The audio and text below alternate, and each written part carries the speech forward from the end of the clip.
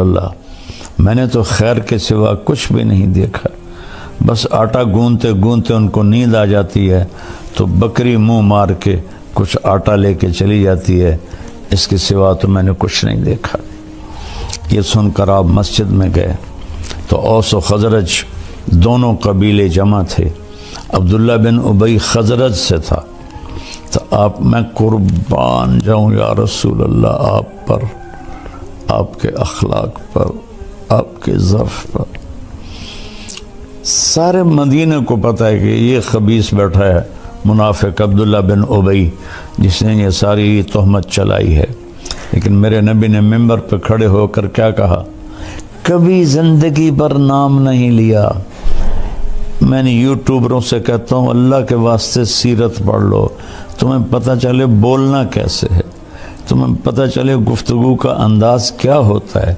تم تو دین کے نام پر ہی بددینی پھیلا رہے ہو اللہ کے بندو، جیسے تمہارے بول ہیں، جیسے تمہارے رویے ہیں۔ آپ نے کہا کہ کچھ لوگوں نے میرے گھر والوں کے بارے میں مجھے بہت پریشان کیا ہے، حَلْ يَعْذِرُنِي مِنْ رَجُلٍ قَدْ آذَانِي فِي أَهْلِي، نہیں نام لیا کہ یہ بیٹھا ہے عبداللہ، اور یہاں ایک دوسرے کا نام لے کے چیلنج کر رہے ہیں، چیلنج کرتا ہوں، اوے سیرت پڑھو، اوے سیرت پڑھو۔ تو میں قربان جاؤں، سب سے زیادہ دکھ آپ کو عبداللہ بن ابی نے پہنچایا، اور آپ نے نام نہیں لیا۔ تو سعد بن معاذ کھڑے ہو گئے، وہ اوس قبیلے سے تھے، یا رسول اللہ بتائیں کون ہے، اگر میرے قبیلے کا ہے ابھی اس کی گردن اڑا دوں گا، اگر خزرج کا ہے تو میں اس سے جنگ کروں گا۔ تو سعد بن عبادہ خزرج قبیلے کے تھے، وہ اپنی قومی غیرت میں کھڑے ہو گئے، کہنے لگے تو ہاتھ لگا کے دکھا، میں نمٹ لوں گا تم سے۔ تو اسید بن حزیر پیچھے سے کھڑے ہو گئے، کہنے لگے سعد تو منافق ہے، عبداللہ بن یہ بھی منافق ہے، تو بھی منافق۔ اس پر دونوں قبیلوں میں گرما گرمی ہوگی، تو میں، اور ایک دم دونوں قبیلے مسجد میں لڑنے کے لیے کھڑے ہو کے۔ گندا بول کہاں تک جاتا ہے کہ میرے ہوتے ہوئے تم یہ کر رہے ہو، اس حد تک بات گئی کہ نبی کے صحابہ آپس میں لڑنے کے لیے تیار ہو گئے۔ میں تھوڑی سی آیات پڑھتا ہوں پھر آگے قصہ سناتا ہوں۔ اعوذ باللہ من الشیطان الرجیم، بسم اللہ الرحمن الرحیم۔ ان الذین جاؤوا بالافک عصبۃ منکم لا تحسبوه شرا لکم بل هو خیر لکم لکل امرئ منهم ما اکتسب من الاثم والذی تولى کبرہ منهم له عذاب عظیم لولا اذ سمعتموه ظن المؤمنون والمؤمنات بانفسهم خیرا وقالوا هذا افک مبین لولا جاؤوا علیہ باربعۃ شہداء فاذ لم یأتوا بالشہداء فأولئک عند اللہ هم الکاذبون ولولا فضل اللہ علیکم ورحمتہ فی الدنیا والآخرہ لمسکم فیما افضتم فیہ عذاب عظیم۔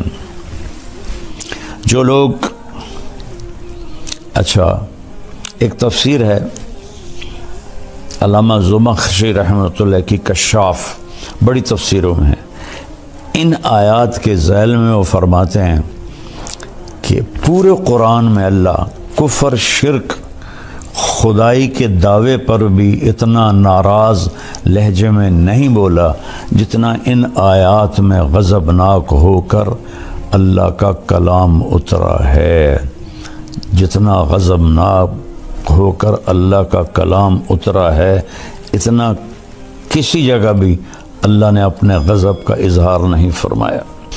تو اس کے بعد آپ گھر تشریف لے گئے حضرت عائشہ کے۔ حضرت عائشہ کا منہ دیوار کی طرف تھا اور لیٹی ہوئی رو رہی تھی، اور تیسرا دن تھا، تو ایک انصاری عورت بھی بیٹھی تھی، ابوبکر اور ام رومان آپ کی والدہ بھی بیٹھی تھی۔ تو آپ چارپائی کے جدھر وہ ڈاونی ہوتی ہیں رسیاں ادھر آ کے اس طرف بیٹھ کر آپ نے کہا عائشہ اگر تجھ سے کوئی گناہ ہوا ہے تو تو توبہ کر لے، اللہ معاف کر دے گا۔ کتنے واقعات ہیں صرف شک پر شک لوگوں نے بیویوں کو قتل کر دیا۔ اور میرا نبی کیا کہہ رہا ہے؟ اگر تجھ سے ہو گیا ہے کہ تو توبہ کر رہے، اللہ معاف کر دے گا۔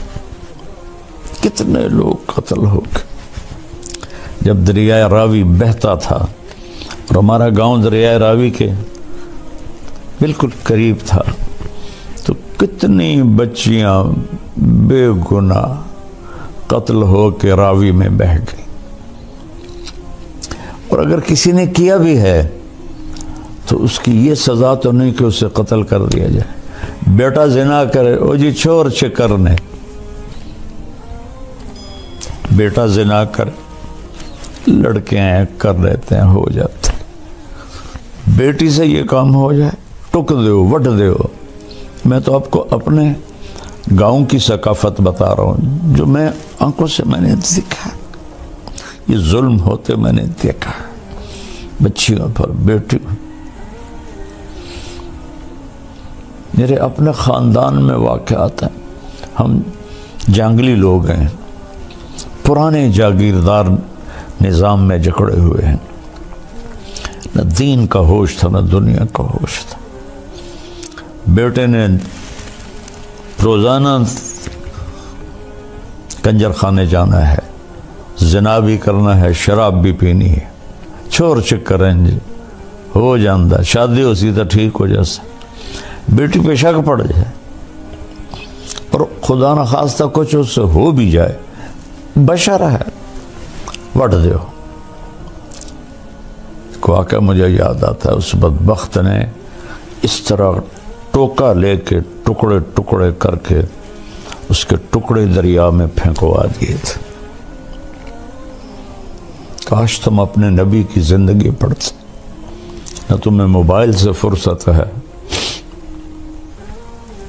نہ تمہیں اپنی عیاشیوں سے فرصت، تو تمہارے لیے سب کچھ سمجھا گیا، بتا گیا، تو تم ایسے بھول کے۔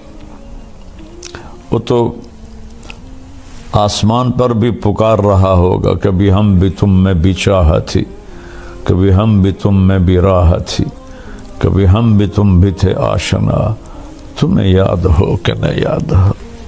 نہ دنیا میں امت کو بھولے، نہ آخرت میں جب ماں کہے گی نفسی نفسی، باپ کہے گا نفسی نفسی، خامن بیوی بہن بھائی نفسی نفسی، کچھ نہیں لگتا تو میرا، کچھ نہیں لگتا، دفع ہو جا۔ نبی پکاریں گے نفسی نفسی، ایک ہستی پکارے گی یا رب امتی امت، یا اللہ میری امت، یا اللہ میری امت، یا اللہ میری امت۔ میں قربان جاؤں، سوچو تو صحیح کیا کہہ رہے ہیں۔ عائشہ تجھ سے کوئی گناہ ہو گیا ہے تو توبہ کر لے، اللہ معاف کر دے گا۔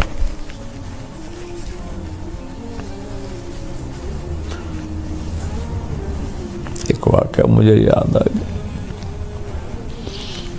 بے گناہ بچی تھی، میں گواہی دیتا، شک پر ماں باپ نے زبردستی زہر کھلا کے اسے تڑپا تڑپا کے مار دیا، زہر اس کے منہ میں انڈیلا اور اسے تڑپا تڑپا کے مار دیا۔ نبی کی زندگی کے بغیر رب ذوالجلال کی قسم ہم سور سے بھی بدتر ہیں، سانپ بچھو سے بھی بدتر ہیں، گندگی کے کیڑے سے بھی بدتر ہیں۔ نبی کی زندگی سیکھو، نبی نور ہے یا بشر ہے، حاضر ناظر ہے یا نہیں، یہ بھی کوئی باتیں ہیں جن پر بحث کی جاتی ہے اور لڑا جاتا ہے۔ میرے نبی نے کیا کیا یہ سیکھو۔ رفع الیدین کی حدیثوں پہ لڑ رہے ہیں، سورۃ فاتحہ پہ لڑ رہے ہیں، تراویحوں پہ لڑ رہے ہیں، پتہ نہیں کیا کیا کر رہے ہیں۔ تو حضرت عائشہ اٹھ کے بیٹھ گئی، فرمایا میرے آنسو ایک دم خشک ہو گئے۔ میں نے کہا ابا میری صفائی پیش کر، ابو بکر کانپنے لگے، اتنا بولے کہ یہ کام تو ہم نے کبھی زمانہ کفر میں بھی نہیں کیا تھا، اب اسلام میں ہم پہ یہ الزام لگ رہے ہیں کہ بیٹی میں کچھ تیری صفائی نہیں دے سکتا۔ ہم نے کہا اماں ام رومان میری صفائی پیش کر، ان کا بھی رنگ پیلا پھٹک، بیٹی میں کچھ نہیں کہہ سکتی۔ تو فرمایا اگر میں سچ بولوں تو تم میں کوئی بھی نہیں مانے گا، اور میں جھوٹ بولوں تو اپنے اوپر الزام لگاؤں۔ میں وہ کہتی ہوں جو یوسف کے باپ نے کہا تھا۔ فرماتی ہیں غم کی وجہ سے مجھے یعقوب علیہ السلام کا نام بھول گیا، اور میں نے کہا جو یوسف کے باپ نے کہا تھا، انما اشکو بثی وحزنی الی اللہ۔ میں تمہیں کچھ نہیں کہتی، وہ جو میرا رب ہے نا، میں اسے اپنا غم بھی سناتی ہوں اور اپنا دکھڑا بھی سناتی ہوں، وہ آئے گا وہ کرے گا میری صفائی۔ وہ کہتی ہے میں لیٹ گئی، دوبارہ لیٹ گئی، یا لیٹی تو اللہ کے نبی پہ وحی آئی، 1 مہینہ وہی بند ہے، پہلے دن کیوں نہیں آئی، دوسرے دن کیوں نہیں آئی، تیسرے دن کیوں نہیں آئی، چوتھے دن کیوں نہیں آئی؟ وہ تمہیں سمجھانا تھا اس کمبخت کو سنبھال کے رکھو، اسے سنبھال کے رکھو۔ قتل پہ جھوٹی گواہیاں دے کر بے گناہ لوگوں کو پھانسی چڑھا دیا۔ میں چشمدید گواہ ہوں، جب میری صحت اچھی تھی میں جیلوں میں جاتا تھا بیان کرنے، 302 میں بے گناہ ایک 9 سال کے بچے پر قتل کا مقدمہ تھا، اور 10 سال وہ چلتا رہا۔ 10 سال کے بعد پھانسی ہوئی اسی فیصل آباد کی جیل میں، 19 برس کی عمر میں اس بچے کو پھانسی ہوئی۔ 9 برس کے بچے کو قتل کے الزام میں گواہی دی اسی سے۔ تو کیا تمہارے ساتھ ہونے والا ہے آگے اللہ دکھا دے گا۔ تو حضرت صلی اللہ علیہ وسلم پہ ایک دم وحی آنا شروع ہوئی، 1 مہینہ نہیں آئی، اب آ رہی ہے۔ تو حضرت عائشہ نے جب دیکھا وحی آ رہی ہے تو کہنے لگی میں تو مطمئن تھی، تو میرا خیال تھا کہ جبریل آ کے کہہ دے گا کہ یہ بات غلط ہے، لیکن یہ تو میں نے کبھی سوچا بھی نہیں تھا کہ اس بارے میں قرآن اترے گا۔ اور میں نے اپنی ماں کو دیکھا تو اس کے چہرے سے خون ہی خشک ہو گیا تھا، اور وہ ایسے کانپ رہی تھی۔ اپنے باپ کو دیکھا تو ان کا چہرہ نیلا پیلا کہ پتہ نہیں اب کیا وحی آئے گی ہماری بیٹی کے بارے۔ تو ایک دم جب آپ پہ وحی آتی تھی آپ پر نیم بے ہوشی طاری ہو جاتی تھی، اور یہاں پسینہ آ جاتا تھا۔ آپ نے ایسے آنکھ کھولی، پسینہ پونچھا اور مسکرائے کہ عائشہ مبارک تیری صفائی پیش کرنے کے لیے اللہ آ گیا۔ یوسف کے لیے بچہ بولا، مریم کے لیے بچہ بولا، عائشہ تیرے لیے تیرا اللہ آ گیا گواہی دینے۔ تو حضرت ام رومان نے کہا عائشہ اٹھ اللہ کے نبی کا شکر ادا کر۔ کہنے کہ نہیں، اس کا شکر ادا کروں گی جس نے میری گواہی دی۔ یہ بتانے کے لیے کہ کتنی کسی پہ الزام لگانا کتنا خطرناک ہے، ایک دوسرے کی بیک بائٹنگ، غیبت، برائی۔ اپنے گھروں کو خوش رکھنا چاہتے ہو نا، آباد رکھنا چاہتے ہو، رب ذوالجلال کی قسم پیسے سے، حسن سے، شکل سے، مال سے، گاڑیوں سے نہیں ہوگا۔ اس کو میٹھا کر لو، میٹھے بول میں جادو ہے۔ اس پہ 14 آیات آئیں۔ میرا اللہ کہتا ہے یہ جو ان الذین جاؤوا بالافک، یہ جو اس لہجے میں اتنا غصہ ہے، جو لے کر آئے ہیں تہمت کو، ایک پوری جماعت تم میں سے، اس سے اپنے لیے تم برا نہ سمجھو، یہ بہت خیر ہے، ایک سبق ہے کہ زبان کی حفاظت کرو۔ ہر آدمی نے جو کیا ہے وہ اس کا بدلہ پا لے گا۔ اور جس نے اس کو پھیلایا ہے اس کے لیے دردناک عذاب ہے۔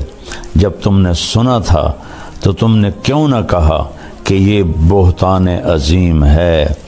اگر یہ 4 گواہ لے کر نہیں آئے تو پھر یہ اللہ کے نزدیک جھوٹے ہیں۔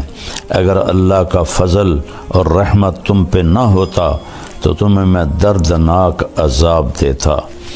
استلقونہ بألسنتکم وتقولون بأفواہکم ما لیس لکم بہ علم، جب تم لگے ہوئے تھے اپنی زبان درازی کرتے ہوئے اور بولتے جا رہے تھے اور منہ سے کہتے جا رہے تھے جس کا تمہیں علم ہی نہیں ہے، تم تحسبونہ ہینا، تم سمجھتے ہو یہ ایسی بات کوئی مسئلہ نہیں، وہو عند اللہ عظیم، یہ اللہ کی بارگاہ میں بہت بڑا گناہ ہے۔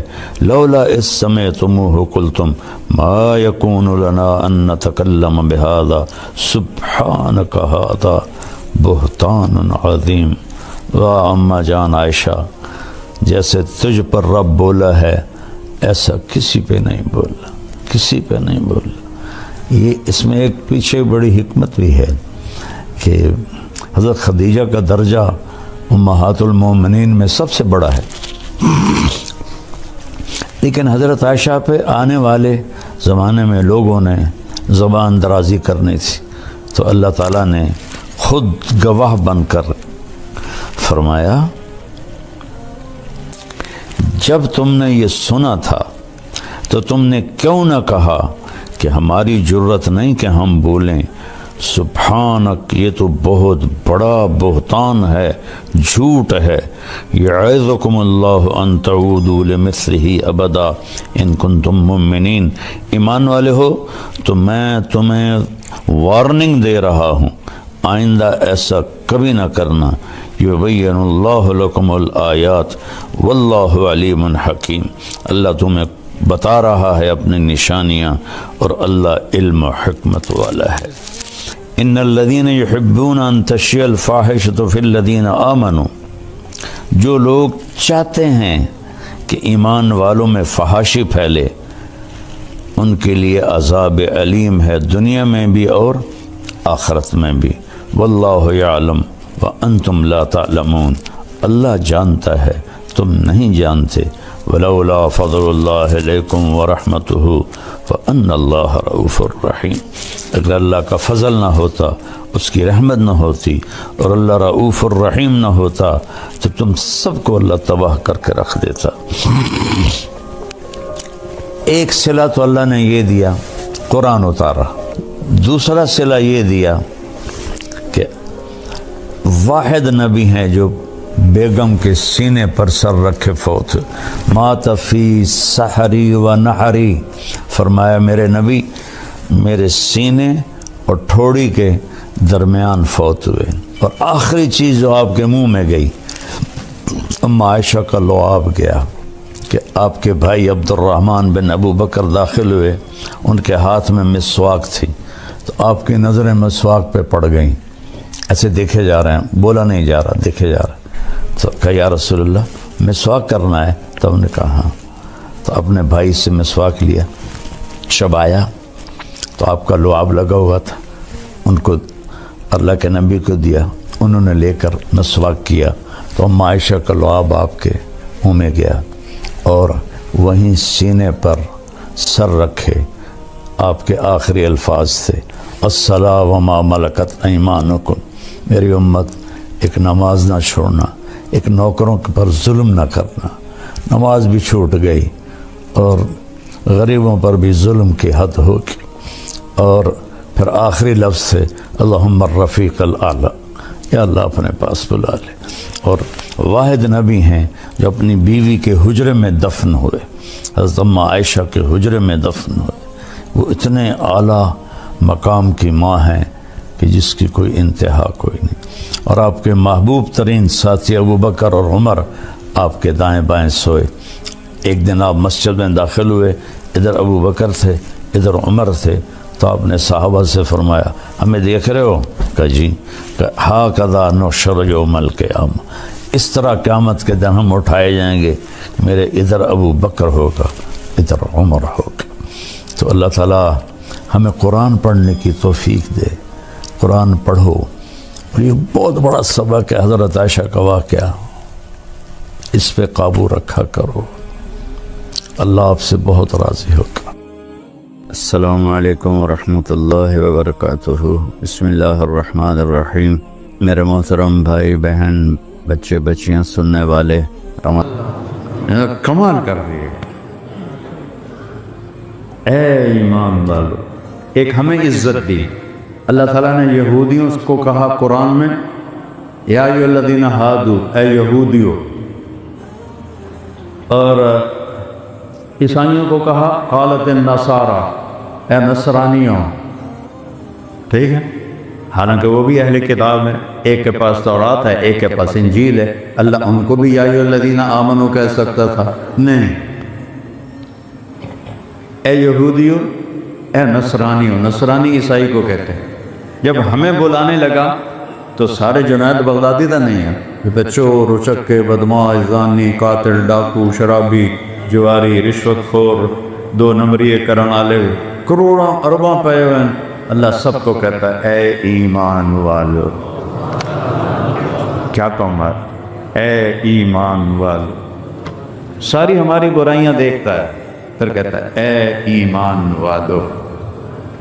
اور پورے قرآن میں اللہ نے ہمیں یا ایھا الذین آمنوا سے 99 دفعہ پکارا ہے، ایک کم 90 دفعہ یا ایھا الذین آمنوا، اے ایمان والو، اے ایمان والو، اے ایمان والو۔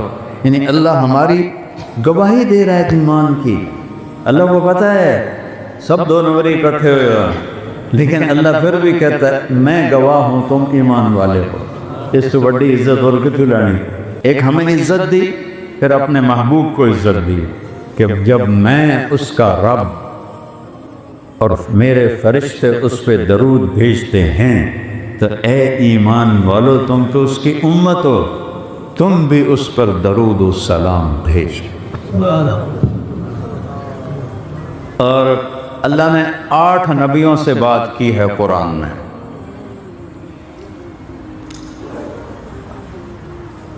8 نبیوں سے، یعنی الگ الگ 8، ٹوٹل 8۔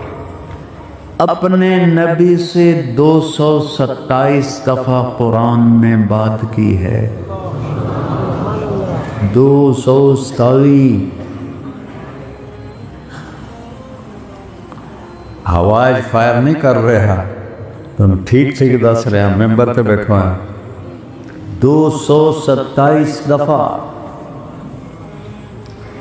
نبیوں کا نام لیا، یا آدم، یا نوح، یا ابراہیم، یا موسیٰ، یا داؤد، یا زکریا، یا یحییٰ، یا عیسیٰ ابن مریم، نام لیے ہیں۔ 8 نبیوں کے نام لیے۔ اللہ نے جب بھی اپنے نبی کو پکارا قرآن میں، کبھی نام نہیں لیا، یا محمد نہیں کہا، یا احمد نہیں کہا، کیا کہا؟ یا ایھا النبی، عزت دی، اے میرے نبی۔ پھر اس سے اوپر پروٹوکول دیا، یا ایھا الرسول، رسول بڑا ہوتا ہے، نبی چھوٹا ہوتا ہے، اے میرے رسول۔ پھر اس کے بعد محبت دی، یا ایھا المزمل۔ پھر اس کے بعد لاڈ کیا، لاڈ، یا ایھا المدثر، جیسے مائیں کرتی میرا چاند، میرا تارا، میرا دیوا، میری جلیبی، میری برفی، بن کالا ٹیٹ ہوئے، میرا چاند، میرا تارا ہے۔ اللہ نے لاڈ کیے ہیں، ایھا المزمل، ایھا المدثر۔ جب کوئی آدمی رات کو سویا ہوا ہو چادر میں تو اس کو کہتے ہیں مزمل۔ جب کوئی دن میں چادر لے کے لیٹا ہوا ہو تو اس کو کہتے ہیں مدثر۔ جب تہجد کا حکم دینا تھا تو یا ایھا المزمل، رات کو لیٹے میں، قم اللیل الا قلیلا، رات کو اٹھو، رات کا۔ یہاں دعوت دینے کا حکم آیا آپ دن میں لیٹے ہوئے ہیں، یا ایھا المدثر قم، آگے رات نہیں کہا، ادھر قم اللیل، مزمل ہیں، رات کو لیٹے ہوئے، یہاں باہر جا کے دعوت دینی ہے، قم، پھر کیا کروں آگے؟ یا اللہ فانذر وربک فکبر وثیابک فطہر والرجز فہجر ولا تستکثر ولربک فاصبر، سبحان کما اچھا وہ بات بعد میں بتاتا ہوں۔ اے چادر میں لپٹے ہوئے اٹھ جا، ثم نہیں فرمایا ثم، اور وہ کھا پی ناشتہ کر چاہ پی تے اٹھی کے جا کے دعوت دے، نہیں، فا اٹھ بستر سے سیدھا جا دعوت دے۔ جماعتیں تو صبح صبح پہلے ناشتہ کرتے ہیں نا، پہلے ناشتہ ہو جائے، بھی ناشتہ ہے تو میرا اللہ کہہ رہا نہیں، ناشتہ نہیں، فا انذر، میرے حبیب بستر سے اٹھ اور سیدھا بازار میں گیا، اور کیا کرنا ہے؟ فانذر، لوگوں کو آنے والے انجام سے خبردار کر۔ انذر ڈرانے کو نہیں کہتے، آگے کیا ہونے والا ہے، موت اور موت کے بعد کیا ہونے والا ہے، جنت دوزخ، یہ بتا لوگوں کو۔ اور بات کہاں سے شروع کر؟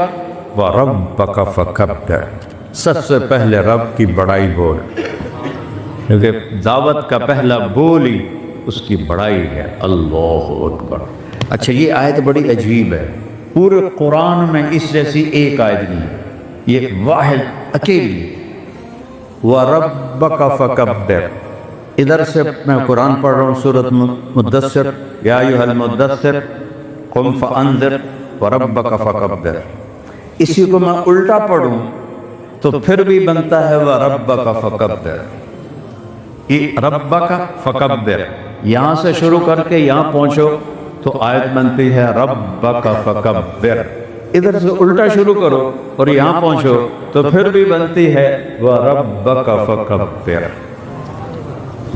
مطلب یہ ہے کہ جنہیں تانی ہونی دی ہے نا تو تاں جا کے کپڑا بندا ہے، ادھر سے بھی ربا فکبر، ادھر سے بھی ربک فکبر، ادھر سے بھی لا الہ الا اللہ، ادھر سے بھی لا الہ الا اللہ، ادھر سے بھی اللہ اکبر، ادھر سے بھی اللہ اکبر۔ اللہ بہت بڑا ہے، یہ دعوت کی ابتدا ہے۔ ہمارے دوست کہتے ہیں دکاندار تیری دکان چھوٹی ہے، اللہ بڑا ہے، زمین چھوٹی ہے، اللہ بڑا ہے، آسمان چھوٹا ہے، اللہ بڑا ہے۔ اللہ بھی ہنسدا ہوئے گا، یہ نا پاگل ہے، پتہ ہی کوئی نہیں کہ یہ میری تعریف کر رہے ہیں کہ برائی کر رہے ہیں۔ وہ سوچو کہ خالق اور مخلوق میں کوئی نسبت بن سکتی؟ بھائی چیونٹی چھوٹی ہے اور مچھر بڑا ہے، مچھر چھوٹا ہے اور مکھی بڑی ہے، مکھی چھوٹی اور بھیڑ بڑا ہے، کتا چھوٹا ہے اور ہاتھی بڑا ہے، یہ نسبت تو قائم ہو سکتی ہے۔ دریا چھوٹا ہے، سمندر بڑا ہے، یہ زمین چھوٹی ہے، ستارے بڑے ہیں، ستارے چھوٹے ہیں، آسمان بڑا ہے، پہلا آسمان چھوٹا ہے، دوسرا بڑا ہے۔ مخلوق کی مخلوق میں نسبت چھوٹے بڑے کی قائم ہو سکتی ہے، لیکن وہ ہستی جس کی نہ ابتدا ہو نہ انتہا ہو، اس کو زمین کے مقابلے میں لانا تو بے وقوفی ہے۔ زمین چھوٹی، اللہ بڑا، دکان چھوٹی، اللہ بڑا۔ خالق اور مخلوق میں کوئی نسبت قائم نہیں ہو سکتی۔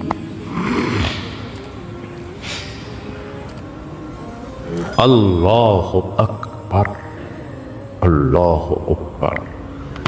اللہ اکبر کا مطلب ہے، یہ بھی ٹھیک ہے، لفظ کے لحاظ سے ٹھیک ہے، بھئی یہ سب کچھ چھوٹا ہے، اللہ بڑا ہے، لیکن یہ بے موقع بے محل ہے کہ خالق اور مخلوق میں کوئی ریشو قائم نہیں ہو سکتی کہ وہ اپنا تعارف کراتا ہے کہ میں کیسا ہوں۔ سبح للہ ما فی السماوات والارض وہو العزیز الحکیم، کل کائنات تیرے رب کی تسبیح میں رواں دواں ہے. سباحہ کہتے ہیں تیرنے کو، اور تیرنے والا رک نہیں سکتا جب تک اگلا کنارہ نہ آئے. تو کل کائنات جب تک اسے موت نہ آئے وہ اللہ کی تسبیح میں لگی ہوئی ہے، لگی ہوئی ہے، لگی ہوئی ہے. تو اسی تسبیح پڑھو نہ پڑھو وہ لگے ہوئے ہیں کہ وہ بادشاہ ہے عزت و حکمران والا. لہو ملک السماوات والارض، زمین آسمان کا شہنشاہ ہے. کوئی دعویٰ کر سکتا ہے؟ لہو ملک السماوات والارض. اللہ اکبر. یہ جو قرآن اترنے سے پہلے بیت اللہ میں 7 شاعروں کا کلام لٹکا ہوا تھا. اوقاز کے میلے میں شاعری کا مقابلہ ہوتا تھا. جس شاعر کا کلام عمدہ ہوتا تھا بیت اللہ میں لٹکا دیتے تھے. ایک میلے میں 7 شاعروں نے ایسا کلام پڑھا کہ کسی میں کوئی چھوٹے بڑے یا اچھے اور کم اچھے کا فرق مشکل ہو رہا تھا. انہوں نے کہا ستے لٹکا دو، ستے لٹکا دو، جدا اس تو چنگا آئے گا پھر اتار لے. تو انہوں نے 7 شاعروں کے لٹکا. اس میں ایک شاعر لبید بن ربیعہ رضی اللہ تعالیٰ عنہ کو اللہ تعالیٰ نے ایمان کی دولت بخشی تو وہ ایمان لائے. تو ایک دفعہ حضرت عمر کہنے لگے کہ اب تم شاعری نہیں کرتے ہو. لبید کہنے لگے امیر المومنین کیا قرآن کے بعد بھی شاعری کی گنجائش ہے؟ تو حضرت عمر اتنے خوش ہوئے کہ آج سے لبید کا وظیفہ دگنا کر دیا ہے. تو وہ 7 لٹکے ہوئے تھے. قرآن اترنا شروع ہو تو اپنے آپ ان شعراء کے ورثاء نے اتارنے شروع کر لی. یا اگر شاعر زندہ تھا تو اس نے اتارنے شروع کر دی. ایک شاعر کا رہ گیا امرؤ القیس، وہ سب سے بڑا شاعر تھا عرب کا. وہ مر گیا تھا، اس کی بہن زندہ تھی. لوگوں نے کہا تو دیکھتے نہیں محمد کے کلام کو، اس کو اتار دے. کہا نہیں، ابھی میرے بھائی جیسا کلام نہیں آیا. تو سورہ ہود کی ایک آیت آئی، اس کا کلام واقعی عجیب نمونے کا کلام، شاید ہی کوئی شاعر اس کو پہنچ سکے. کفا نبک من ذکرا حبیب و منزل بسبط اللواء بین الدقول فحوملی فتوضح فالمقرات لم يعف رسمها لما نسجتها من جنوب وشمأل ترى بعر الأرآم في عرصاتها وقيعانها كأنها قعب فلفل كأني غداة البين يوم تحمل لدى سمرات الحي ناقف حندلي وخوفا بها صحبي علي مطيهم يقولون لا تهلك أسن وتجملي وإن شفائي عبرة مهراقة فهل عند رسم دارس من معولي ففاضت دموع العين مني صبابة على النحر حتى بل الدمع محملي. یہ شروع ہے. آگے 80 اشعار. ایک آیت آئی سورہ ہود کی، وقیل یا ارض ابلعی ماءک ویا سماء اقلعی وغیض الماء وقضی الامر واستوت علی الجود وقیل بعدا للقوم الظالمین. کیا آیت آئی؟ اے زمین نوح علیہ السلام کے پر پانی پی جا، اے آسمان تو کھل جا. پانی اتر گیا، اللہ کا حکم پورا ہو گیا اور کشتی جودی پہاڑ پہ رک گئی اور ظالموں کے لیے ہلاکت ہو گئی. ترجمے تنوں کیسا نہیں پتہ لگا، میں نے آپ کو نہیں پتہ لگتا تو میں تنوں کی دساں. میں پڑھیا ہے لیکن میرے بھی اتو گزر گئے.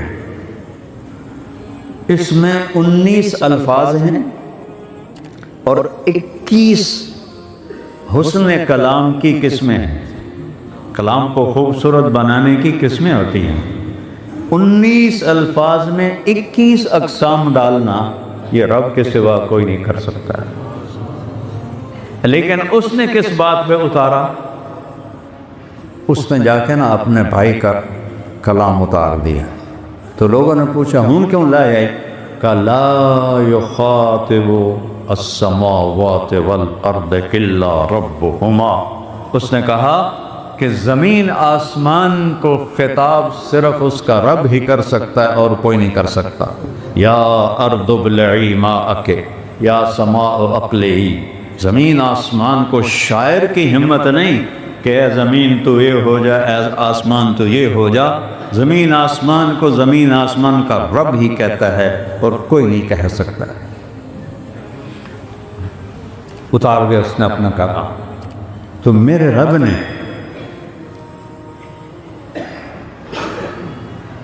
وَرَبَّكَ فَكَبِّرْ وَرَبَّكَ فَكَبِّرْ، اٹھ میرے محبوب بتا اللہ بہت بڑا ہے۔ اس کا اصل مطلب میں اب بتاتا ہوں۔ اس کا مطلب یہ ہے جو اللہ نے قرآن میں کہا ہے، لو کان البحر مدادا لکلمات ربی، اگر سمندروں کو سیاہی بنا دیا جائے، ولو ان ما فی الارض من شجرۃ اقلام، پوری دنیا کے درختوں کو کاٹ کے اور ہر لکڑی کو کاٹ کے قلم بنا دیا جائے، والبحر یمدہ من بعدہ سبعۃ ابحر، ساتوں سمندروں کو سیاہی بنا دیا جائے۔ بحر الکاہل 14,000 کلومیٹر لمبا ہے اور فلپائن کے آس پاس 11 کلومیٹر گہرا ہے، ٹھیک؟ تو میرا رب کہہ رہا ہے کہ تم سب کے ہاتھوں قلم پکڑا دوں اور فرشتوں کو اتار کے قلم پکڑا دوں، نبیوں رسولوں کو اٹھا کے قلم پکڑا دوں، اپنے حبیب کے ہاتھ میں قلم پکڑا دوں، تم سب دنیا کے انسان جنات کو ایمان دے دوں اور قلم پکڑا دوں، اور میں کہوں اے سیاہی ہے، اے قلم ہے، اے کاغذ ہے، لکھو میری تعریف لکھو۔ تو اللہ تعالیٰ فرما رہا ہے تم میری تعریف لکھتے لکھتے لکھتے ایک وقت آئے گا کہ سمندر خشک ہو جائیں گے، قلم ٹوٹ جائیں گے، پھر اور لاؤ، پھر وہ بھی ختم ہو جائیں گے، پھر اور لاؤ، پھر وہ بھی ختم ہو جائیں گے۔ جتنا بھی تم میری بڑائی کو لکھو، اللہ اس سے بھی بڑا ہے۔ یہ ہے اللہ اکبر، یہ نہیں کہ تیری دکان چھوٹی اور اللہ بڑا۔ جتنی اللہ کی تعریف کرو، جبریل جو سب سامنے دیکھ رہا ہے اللہ کی رحمت کو، اللہ کے نور کو، عرش کے اٹھانے والے فرشتے اور ساتوں آسمان کے فرشتے، اور سب سے زیادہ تو میرے نبی نے اپنے اللہ کو پایا اور دیکھا ہے، یہ سارے اکٹھے ہو کر ایک لفظ کو لمبا کرنا شکر ہے، اکبر، یا اللہ تو بہت بڑا ہے۔ اس بڑا ہونے کی قسمیں بناتے جائیں، لکھتے جائیں، سمندر خشک، چل ہور پا دیو، قلم ٹوٹ گئے نویں لے آ دے، سمندر خشک ہو گئے ہور پا دیو، قلم ٹوٹ گئے ہور لے آ دیو، کاغذ مک گئے ہور لے آ دیو، لکھتے جاؤ، سمندر خشک ہوتے جائیں، قلم ٹوٹ ٹوٹ کے نئے بنتے جائیں، تم پر علم کے دروازے کھلتے جائیں، کاغذ دفتر کے دفتر تمہارے سامنے کھلتے جائیں، جتنا میری بڑائی لکھو گے میں اس سے بھی بڑا ہوں۔ یہ ہے اللہ اکبر۔ اللہ اکبر من ان یوصف، عربی میں اس کو یوں کہا جائے گا، لہو ملک السماوات والارض، زمین آسمان کا بادشاہ ہے۔ کیا دلیل ہے؟ یحیی و یمیت، اس کو مار رہا ہے، اس کو بچا رہا ہے۔ تم الٹا کر کے دکھا دو جو حضرت ابراہیم علیہ السلام نے نمرود سے کہا کہ فَإِنَّ اللَّهَ يَأْتِي بِالشَّمْسِ مِنَ الْمَشْرِقِ فَأْتِ بِهَا مِنَ الْمَغْرِبِ فَبُهِتَ الَّذِي كَفَرَ۔ ابراہیم علیہ السلام نے کہا اگر تو رب ہے تو میرا رب مشرق سے سورج نکالتا ہے، مغرب میں ڈبوتا ہے، تو پٹھا کر کے کھا، مغرب میں چکر مشرق میں ڈبو، تو بہت الذی کفر۔ تو میرا رب کہہ رہا ہے کہ میں زندگی موت کا مالک ہوں، اس لیے زمین آسمان کا شہنشاہ، وَهُوَ عَلَىٰ كُلِّ شَيْءٍ قدیر، ہر چیز پہ قادر ہوں۔ هُوَ الْأَوَّلُ وَالْآخِرُ وَالظَّاهِرُ وَالْبَاطِنُ وَهُوَ بِكُلِّ شَيْءٍ عَلِيمٌ۔ وہ اول، وہ آخر، وہ ظاہر، وہ باطن، وہ ہر چیز کا علم رکھنے والا۔ اس کو میرے نبی نے یوں بیان کیا، اللہم انت الاول، یہ سورہ حدید کا لفظ ہے، اللہ تو اول، اضافہ کیا لیس قبلک شیء، تجھ سے پہلے کچھ نہیں ہے۔ انت الآخر، سورہ حدید کا لفظ، آگے اضافہ کیا تو آخر ہے، فلیس بعدک شیء، تیرے بعد کچھ نہیں ہے۔ انت الظاہر، تو سب سے بلند ہے، تیرے اوپر کچھ نہیں، لیس فوقک شیء۔ انت الباطن، تو چھپا ہوا ہے، تجھ سے کوئی چیز نہیں چھپی ہوئی۔ وہو بکل شیء علیم، جس میں یہ چار صفتیں ہوں وہ یہ کہہ سکتا ہے کہ ہر شے کا علم میرے پاس ہے، باقی کوئی نہیں کہہ سکتا، نہ کوئی نبی، نہ کوئی رسول، نہ کوئی ولی، نہ کوئی انسان۔ پیدا ہوتا ہے، مر جاتا ہے، کیسے وہ کہہ سکتا ہے کہ میں نے ہر شے دا پتہ ہے؟ تو اللہ ہے جو موت سے پاک ہے، اللہ ہے جو زمانے سے پاک ہے، اللہ ہے جو وقت سے پاک ہے، اللہ ہے جو جگہ سے پاک۔ کمال، حیرت گم ہو جاتی ہے میری جب میں یہ سوچتا ہوں۔ دیکھو نا، آپ سب بیٹھے ہو تو 1.5-2 فٹ سب نے جگہ گھیری ہوئی ہے، ٹھیک، ہم سب نے جگہ گھیری ہے۔ مسجد کا حال تقریباً ادھر سے سارا بھر گیا ہے۔ میرا اللہ کیا ہے؟ ابتدا بھی کوئی نہیں، انتہا بھی کوئی نہیں، بلندیوں کی انتہا بھی کوئی نہیں اور باطن کی انتہا بھی کوئی نہیں۔ اس کی کہیں سے کسی جگہ سے پیمائش کوئی نہیں ہو سکتی، اور پھر وہ کہتا ہے میں جگہ کا محتاج نہیں۔ کمان، لا یحویہ مکان، کسی مکان کا میں محتاج نہیں، نہ ہی میں کسی جگہ میں آتا ہوں۔ ہاں، ایک جگہ میں آ جاتا ہوں، وہ ہے میرے بندے کا دل جو گناہوں سے پاک ہو، اس میں میں آ جاتا ہوں۔ وہ میرا مسکن، وہ میرا گھر۔ اللہ جو زمین آسمان میں نہ سما سکے، جو ارض و سما میں نہ آ سکے، جو عرش فرش لوح و قلم کرسی میں نہ آ سکے، ایڈے سارے دل جو اللہ کی فرما برداری میں جھکا ہوا ہو اور اطاعت میں ہو، کہتا یہ میرا گھر ہے، یہ میرا مسکن ہے، یہ مومن بندی یا بندے کا دل، اس میں میں رب آ جاتا۔